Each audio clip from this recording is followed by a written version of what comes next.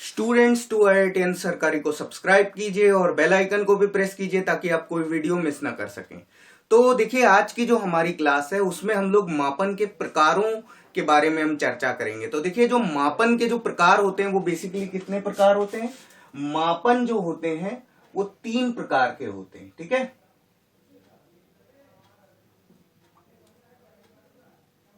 अब जो आपका पहला होता है वो आपका होता है मानसिक या सामान्यीकृत।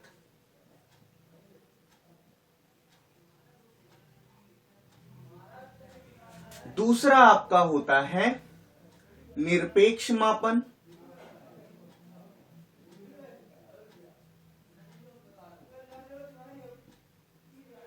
तीसरा आपका होता है इप्सेटिव मापन।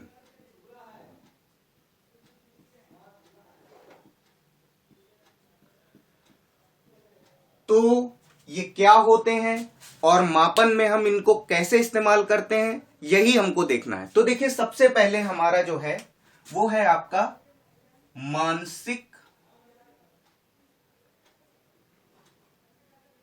या सामान्यीकृत मापन।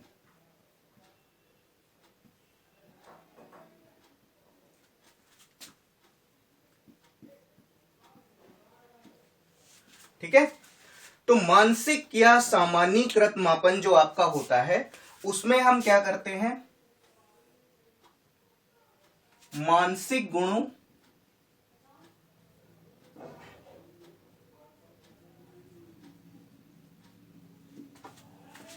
आदतों और मनोवृत्तियों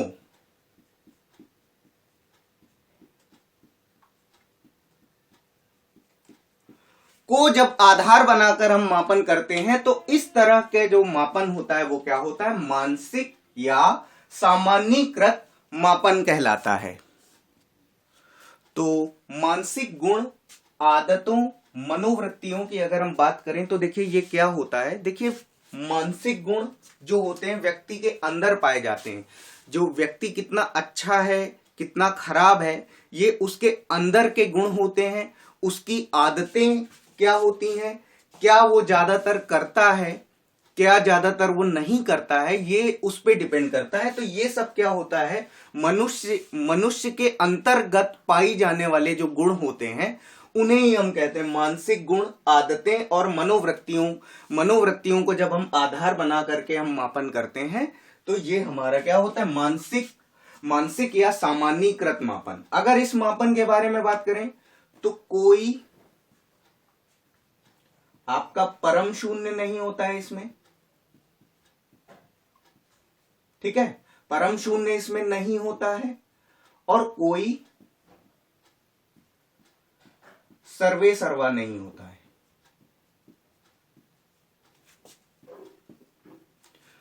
तो अब परम शून्य का मतलब क्या होता है?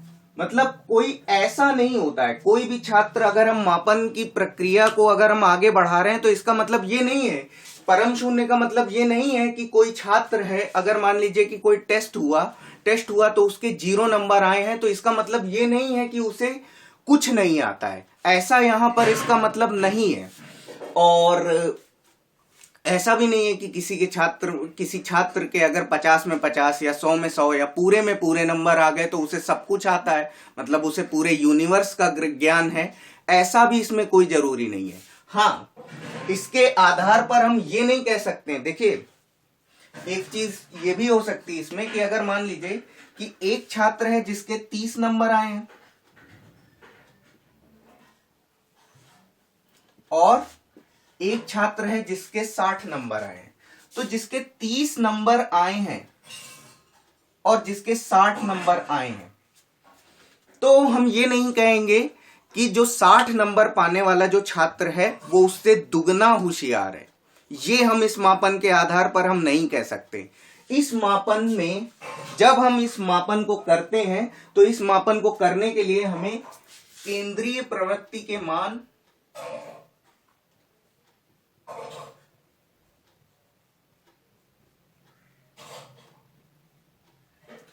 के मानों का प्रयोग करके हमें इस तरह के मापन को हमको करना पड़ता है। ठीक है, तो ये सब छोटे छोटे आपके कीवर्ड्स होते हैं जिन्हें आपको लिखना होता है।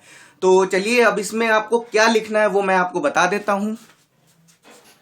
तो व्यक्ति के मानसिक गुणों, आदतों एवं मनोवृत्तियों को आधार बनाकर किया जाने वाला मापन मानसिक या सामान्यीकृत मापन कहलाता है। शिक्षा और मनोविज्ञान के क्षेत्र में इसका प्रयोग होता है।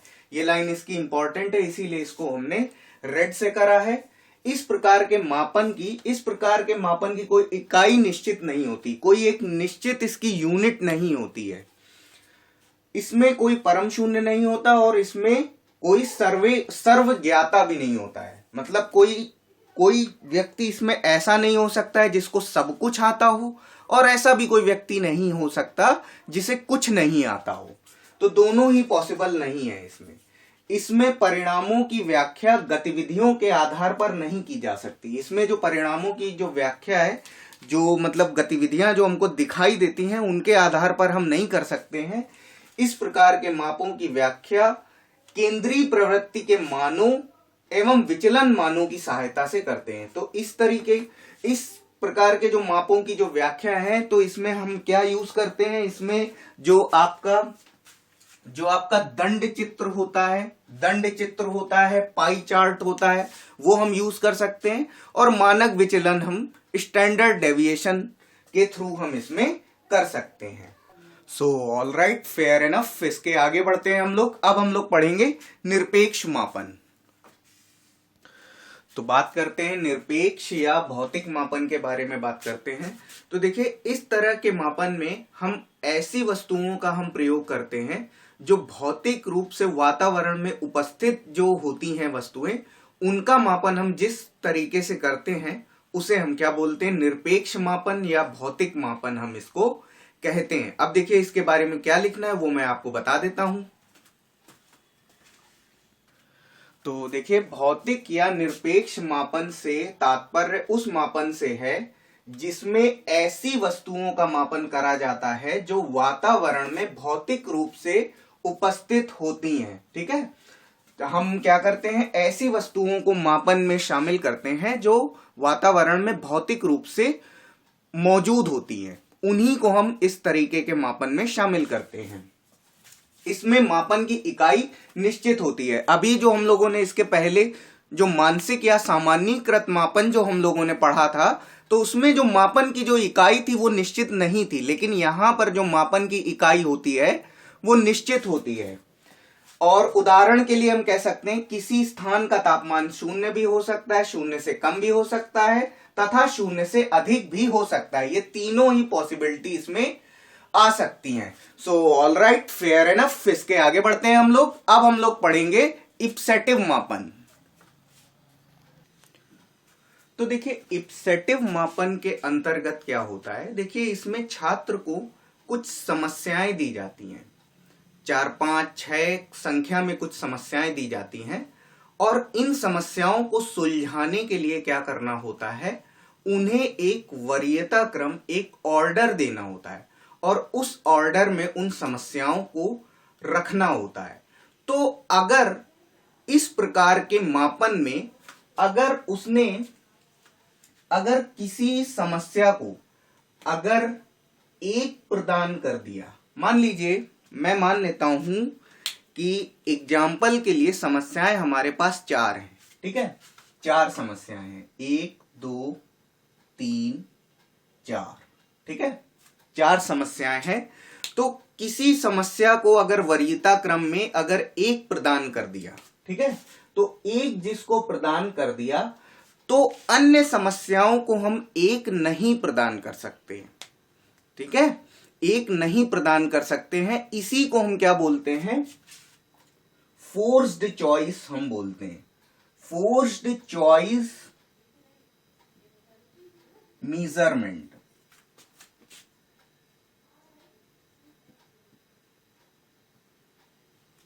या हम इसे कह सकते हैं बाध्य चयन प्रश्न।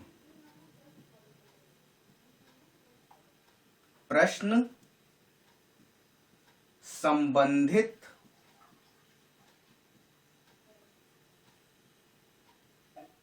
मापन हम इसको कहेंगे। तो आप समझ लीजिए कि 4 अगर समस्याएं हैं, तो अगर किसी समस्या को 1 प्रदान कर दिया तो जो बाकी जो तीन समस्याएं होंगी उन्हें उनके अनुसार हम वरीयता क्रम प्रदान करेंगे। अब देखिए, मान लीजिए कि किसी समस्या को अगर हमने वरीयता क्रम प्रदान कर दिया, तो अन्य जो 2 समस्याएं बचेंगी उन्हें हम 2 भी नहीं प्रदान कर सकते और 1 भी नहीं प्रदान कर सकते। आइए हम इसको एक एग्जाम्पल की तरह समझेंगे। ठीक है, एक एग्जाम्पल से हम लोग इसको समझेंगे। ठीक है,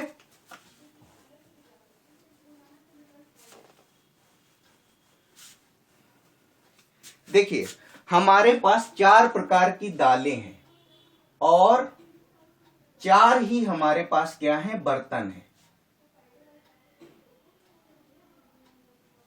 ये 1 2 3 4।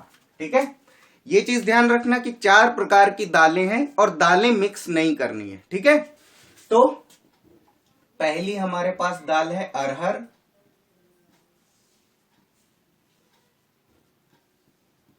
मूंग, चना, मसूर। ठीक है, ये 4 प्रकार की दालें हैं। अब हमें क्या करना है कि इनको हमें बर्तन में डालना है। तो देखिए, हमें 2 दालें आपस में मिक्स नहीं करनी है, हमें एक बर्तन में एक ही दाल को हमें डालना है। तो देखिए, अगर इस वाले में अगर हमने अरहर डाल दी, ठीक है, अरहर डाल दी, तो ये जो बचे जो 3 हैं, इनमें हम अरहर की दाल हम नहीं रख सकते। अगर हमने पहले बर्तन में ही अगर अरहर की दाल को अगर हमने रख दिया, तो बचे जो 3 बर्तन होंगे उनमें हम अरहर की दाल हम नहीं रख सकते हैं। ठीक है, अगर हमने यहां पर हमने चने की दाल ले ली, ठीक है, तो अब यहां पर चने की दाल फिक्स हो गई। चने की दाल के लिए ये जो हमारा जो स्पेस है वो ऑक्यूपाई हो गया, ये स्थान इसके लिए भर गया। तो हम 2 3 4 जो हमारे पास बर्तन है, इनमें जो बची हुई 3 दालें हैं वही हम डाल सकते हैं। अब 2 3 4 में हम चने की दाल को हम नहीं रख सकते हैं, चने की दाल को हम नहीं रख सकते हैं। तो अब हम इसमें हम क्या कर सकते हैं, अगर हमने मान लो मूंग हमने डाल दी, मूंग की दाल हमने इसमें डाल दी, तो मूंग की दाल अगर हमने इसमें डाल दी है, इसमें चने की दाल है। अब ये जो 2 स्पेस हैं, इनमें हम मूंग नहीं डाल सकते और चने की दाल हम नहीं डाल सकते। अब हम क्या करेंगे, अरहर हमने इसमें डाल दी, अरहर की दाल इसमें डाल दी और मसूर की दाल हमने इसमें डाल दी। ठीक है, और जो हमारी समस्याओं की जो शर्त थी वो हमारी पूरी हो गई। तो इसीलिए हम इसको हम बोलते हैं फोर्स्ड चॉइस मापन बोलते हैं, फोर्स्ड चॉइस कहते हैं या बाध्य चयन प्रश्न। ठीक है, इसमें आपको क्या करना होता है कि कुछ आपके पास समस्याएं होती हैं, उन्हें वरीयता क्रम प्रदान करना होता है, और वरीयता क्रम जिसको हम सबसे पहले प्रदान कर देते हैं, तो बाकियों के लिए वो वरीयता क्रम समाप्त हो जाता है। जैसे आपको 1 2 3 4 में अगर आपको रखना है, तो आपने किसी को वरीयता क्रम अगर एक आपने फिक्स कर दिया, तो दूसरों के लिए 1 नहीं हो सकता है, फिर वो 2 3 4 में से ही लिया जाएगा। ठीक है, तो इसके बारे में हम लोग थोड़ा लिख लेते हैं। तो देखिए, इसमें इस तरह के मापन में व्यक्ति के समक्ष कुछ प्रश्न, कथन या समस्याएं दी जाती हैं। वह व्यक्ति को उसके वरीयता क्रम में 1 2 3 4 4 डॉट डॉट डॉट डॉट, अब ये कितनी भी समस्याएं हो सकती हैं, मतलब हमने तो एग्जाम्पल के तौर पे हमने 4 लिया था, लेकिन ये समस्याएं कितनी भी हो सकती हैं और ये क्रम प्रदान करने के लिए कहा जाता है। यदि वह किसी एक कथन को प्रथम वरीयता क्रम प्रदान करता है, तो अन्य को यह वरीयता क्रम प्रदान नहीं कर सकता है। मतलब किसी एक समस्या को अगर नंबर 1 दे दिया, तो दूसरी समस्याओं को नंबर 1 नहीं दे सकता है। वो इस प्रकार के प्रश्नों को चयन करने के लिए बाध्य होना पड़ता है। इस प्रकार जो हम प्रश्नों का चयन जो हम करते हैं, चयन क्रम जो हम निर्धारित करते हैं, उसके लिए हमको बाध्य होना पड़ता है, इसलिए इसे फोर्स्ड चॉइस आइटम या बाध्य चयन प्रश्न कहते हैं। अब देखिए, इसको हम एग्जाम्पल देख लेते हैं इसका। ये एग्जाम्पल है हमारे सामने। जैसे छात्र के समक्ष 4 प्रकार की दालें हैं, अरहर, चना, मूंग, मसूर। अब क्रम में लगे हुए 4 बर्तनों में उसको पलटना है। इन 4 दालों को उसे क्रम में लगे हुए 4 बर्तनों में पलटना है। तो यदि उसने पहले, दूसरे, तीसरे बर्तन में मसूर, मूंग तथा चने की दाल को पलट दिया, पहले, दूसरे, तीसरे में अगर उसने चना, मूंग, मसूर को अगर पलट दिया, तो चौथे बर्तन में उसे अरहर की दाल पलटने के लिए बाध्य होना पड़ेगा। ठीक है, तो इसको चौथे बर्तन में फिर उसे अरहर की दाल ही रखनी पड़ेगी। ठीक है, so all right, fair enough, God bless you all, and this is the end of class.